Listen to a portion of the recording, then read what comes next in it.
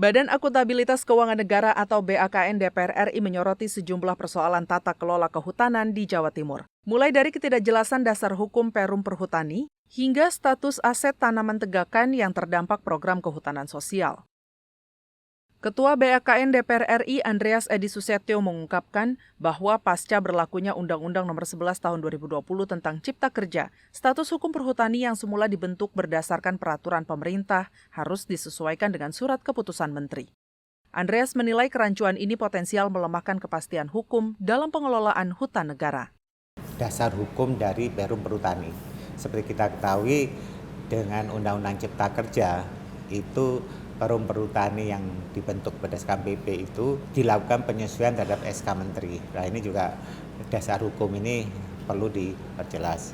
Yang kedua adanya pengalihan fungsi hutan termasuk kehutanan sosial itu menyebabkan penggantian terhadap aset dalam bentuk tanaman tegakan ini perlu dilakukan penyelesaian karena seperti tanaman yang telah ditanam oleh perhutani itu kan menggunakan dana dari perhutani. Andreas menambahkan perlu ada kejelasan mekanisme penggantian aset agar tidak merugikan perusahaan milik negara tersebut. Melalui penelaahan ini, BAKN DPR RI memastikan tata kelola hutan berjalan sesuai prinsip keberlanjutan, akuntabilitas, dan memberi manfaat nyata bagi masyarakat tanpa mengorbankan fungsi ekologis hutan. Dari Jawa Timur, Halim Amrullah, TVR Parlemen, melaporkan.